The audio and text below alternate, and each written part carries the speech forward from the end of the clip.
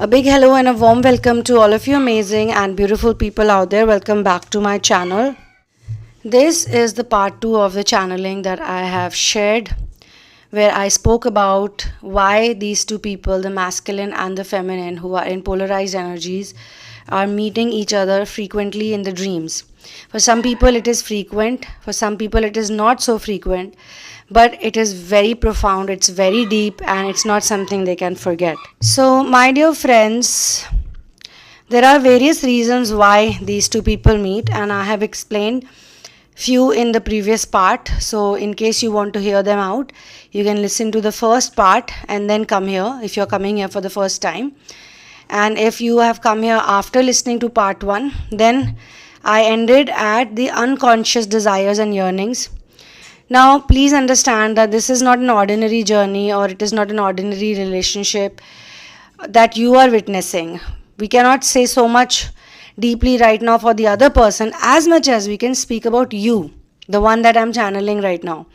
You must have been thinking that why this person is coming in my dreams when I don't want to see them, or if they have done something bad to you, they have emotionally damaged you in some way, they have hurt you, betrayed you. But when you see them in the dream, you see them in such a perfect union, and there is such a beautiful connection, there is so much harmony, there is balance, and it doesn't look like there is any lack of love and understanding and any kind of, you can say, any such feeling. I think last year I did channel some very interesting visions also about the masculine and feminine, but at the moment I am being shown that due to these unconscious desires and yearnings, the dreams are actually serving them as a gateway to their unconscious mind, where they have kept this hidden desire, or they have kept this desire as such, which they feel cannot come to fruition. You know, they have 100 reasons maybe to think of in the 3D world, but spiritually or as a soul, they are very much connected. In the 5D, they are very much connected. So when they are experiencing this dream state or this dream also, they literally feel like everything is perfect. They don't see anything that they see in the 3D world. I will not suggest or recommend anyone to wait for anybody, even if you see these dreams, because these dreams are actually acting as just visions, and they're also acting like you should not feel bad about anything, and you should have something to look forward to, even though you feel that in the physical reality, in the 3D reality, it has not happened. And obviously there are people who are very, very weird also. There are stalker situations, there are those who are very obsessed by someone, and you don't want to fall into this category. A lot of people actually do this research work, or they come online, is because they don't find it normal when they're obsessing about a person so much. They themselves don't like it, so they want to find out what is the reason behind them thinking about the same person over and over again. So the reason is actually that God wants you to focus on something else, which is source, which is pure love, which is unconditional love, and it is going to be a practice for you to take your mind off from that person and put it onto something else, something that you love and something that comes naturally to you. And that becomes even easier when you see them in this state where you have no problem, you have so much love. And even if some people see challenges in their dreams, I've been shown they see challenges in their dreams or in their visions, but even in those challenges, they are holding each other, they're holding on to each other, and they're very close to each other. They love each other a lot. So their relationship needs to be explored, and it's very important that they explore the divine and the eternal nature of their relationship. So the dreams are offering them a space to explore and process their relationship via whatever has happened in the past. Like, it's very interesting when you enter a dream. I'm going to just give another example which is not related to this. Say, for example, you're in the dream and you find a gold coin. It's a very beautiful coin and you feel like keeping it in your pocket. So in the dream, you can hold the coin, you can see the coin, you can touch the coin, and you can even keep it in your pocket. But when you wake up in the morning, You don't see it anywhere. But when you were holding it in the dream, it felt extremely real, right? So that is what a dream is all about. A dream is very real as long as you're in that dream and you're living that dream. Same could happen to our 3D reality also. Maybe this is also a dream. So we must not get so attached with the dream, is what this whole thing is trying to tell us, even if it is separation, because separation, disease, these are very painful places to be in. When your body is in pain, your heart is in pain. So at that point in time, to ignore that pain and think about something positive is not easy. But actually it works wonders.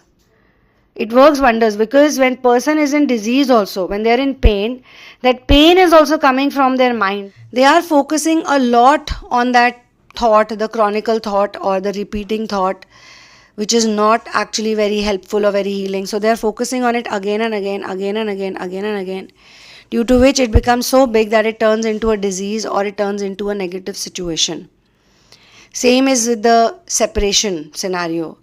People, because of whatever their attachment is in the 3D world, they focus so much on those negative situations and they focus so much on the separation that they start creating it and they start manifesting it in their waking world. I'm also being shown that every time they meet each other in the dream, they get a very deeper understanding of how their energies interact. And when they come out, both, be it the masculine or be it the feminine, they both question the dream but in different ways. Maybe the feminine feels very happy, and actually she should feel happy because she is the one who's more emotional. So she's the one who focuses more on the emotional nature, including the pain and the suffering and the misery and all of that.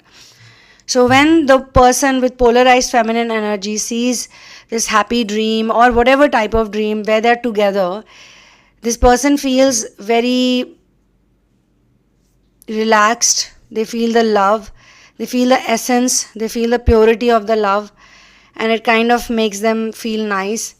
And usually this type of dream is also going to lead her towards inner work, because she would want to achieve that in reality also, in the waking world also. On the other hand, the masculine who sees this dream, because he has a very practical nature, he has a very logical nature, very less emotion. So when he sees this dream where he's full of emotions, full of love, full of joy, full of happiness, full of so much connection he feels, he also wakes up and he has to think from his logical perspective, because he has too much logic. So he starts questioning whether I am seeing all this, is it even normal? Because in reality, I don't want to see this person. In reality, I've separated from this person. I've gone away from this person. But in my dream, I'm going all crazy for this person. I'm walking behind this person. I'm holding their hand. I'm following them like their tail. You know, that type of love I have. Like a puppy, I'm following this person. So why am I feeling this way? I am not supposed to feel this way. This is not right emotion. So they also sit and question, because they got something to question too. And then slowly and gradually, as their wounds heal, they start thinking about these type of dreams more often. That, you know, in the dream we were so happy, we were so perfect. So they also want to secretly manifest that in their life, or they want it to happen in their life. Now these dreams also have some symbolic representation, and they have some metaphors and in order to convey messages and insights. And I told you, there are so many dreams we see, but the ones that we remember for the long time, or we remember after waking up also, like some of the dreams you really don't remember what you saw, but there are some dreams you never forget them. That is because these are not dreams, these are actually messages and these are insights, and you'll not forget them easily.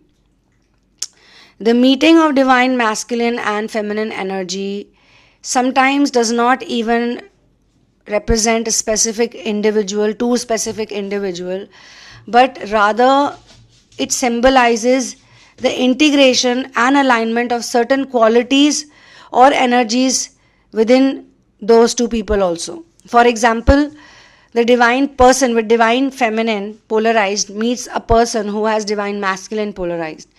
Now, both of them want to have those qualities. Now, we're not going to talk about the masculine right now or the feminine right now. I'm going to just talk about you, whosoever is listening. Okay. So, for example, you want to become a more emotional person, or you want to become financially stable. Now for that also you need to have certain type of energy, because everything is energy. What you see in front of you is simply the physical manifestation, and it's only for your two eyes to see. But actually, everything works on your feelings and energy.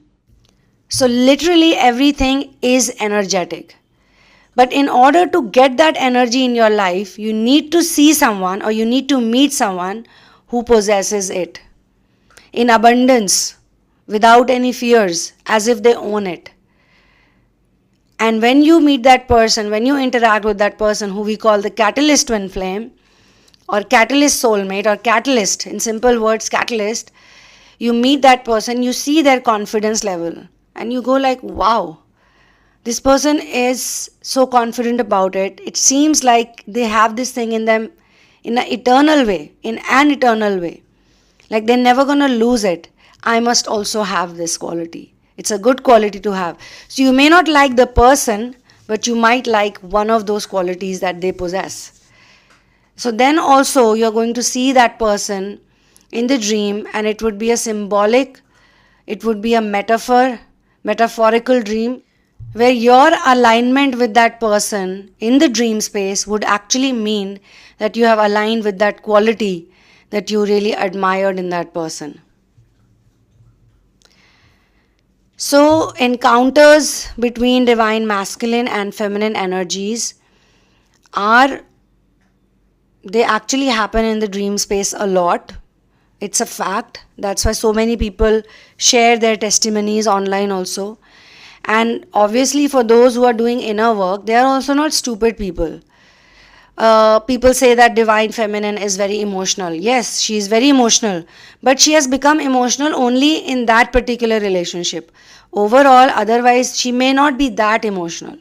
Or maybe she is emotional, she or he, whosoever has that energy. This person is only emotional when it comes to their own family members, their own brother, sister, mother, father, or anyone they are very much attached to. And they need to learn how to love without attachment, how to forgive, how to move on, how to choose the right people, how to keep the right people. Because there are so many people we meet, they are not good for our health. Their energy is so negative and it's based on their karma that it will never change. But you still meet them because then they are trying to tell you what qualities you should not possess, never possess. And even those people, you're going to inspire them by rejecting them or by walking away from them without any guilt or any remorse for the right reasons. You're also going to inspire them to do inner work, because they will realize that they lost someone that was very special or that was a nice person only because of my stubbornness and because of my problems, they would say. So they would also want to work on it, because most people in this journey, they are very spiritual by nature. So they are not lust driven, or they don't have this kind of a libido which is all about, effing around or just looking at these things, only looking at people like objects. They are not like that. So wherever they go, whether they have a relationship with those people, whether they date those people, whether they are just friends or they have a common mission, wherever they go, they show people this wonderful quality that, this person really loves other people for their nature, behavior, for their kindness. They are so accommodating, so adjusting. And more inner work they do, the more they align with their chakras, the more they work on their solar plexus chakra, listening repeatedly to the sound of solar plexus, they become even more self-aware, very, very balanced, very, very harmonious. A lot of things happen on their own. My dear friends, an important thing that I want to share with all of you is why I'm doing this channeling is because when people who loved each other in their past are experiencing some kind of separation phase, when they're trying to explore each other, they need to also understand their avatar selves and archetype, and that can be a complex process. This process involves inner reflection and self-discovery. Everybody has to go through self-reflection, and going towards Your avatar self, it's like the highest level of work you're doing. And exploring it via relationship, via love, that requires a lot of patience, and it also requires a person to recognize their archetypal energy. Okay? And that also kind of depends on the qualities that person has. There are 12 brand archetypes: the innocent, the everyman, the hero, the outlaw, the explorer, creator, ruler, magician, lover, caregiver, jester, and sage. And along with this archetype, everybody has an avatar self. So imagine trying to understand these type of things. This requires a lot of introspection and a great deal of focused inner work. And I would recommend everyone to do Naam Simran, to listen to the sound of solar plexus over and over again, because it really helps to understand these type of things. So this is where I'm going to close this channeling session. I'm going to talk deeply about it if you want me to speak about it. Okay, so do type in your comments if you are interested in this type of channeling also. I will see you soon in another one. If you want to get a personal session to discuss these points, then you can do so by checking out the description box and writing into me at thesunamoon@gmail.com. One love, peace out, and Jai Shri Ram.